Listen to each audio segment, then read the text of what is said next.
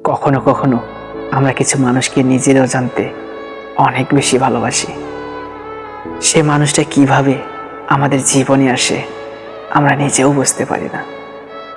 আমরা সেই মানুষটার রূপে কিংবা সুন্দর মুখ দেখে তাকে পছন্দ করি না। আমরা সেই মানুষটার প্রতি আকর্ষিত হই তার কথা বলার ধরন দেখে। সেই মানুষটা কত সুন্দর করে আমাদের বুঝতে পারে এই গুণটা দেখে, তার ব্যবহার, তার আচরণ। সে মানুষটা আমাদের কাছের মানুষ হবে আমরা সেটা কখনো চাই না। সে মানুষটাকে আমাদের নিজের মানুষ করে পেতে হবে এমন কোনো বাধ্যকতা আমাদের মধ্যে থাকে না। আমরা শুধু চাই সেই মানুষটা যাতে সবসময় হাসি খুশি থাকে, সবসময় ভালো থাকে, তাদের যাতে কোনো কষ্ট না হয়। আর সত্যি সত্যি বলতে জীবনে এমন মানুষটা পাওয়া ভাগ্যের ব্যাপার।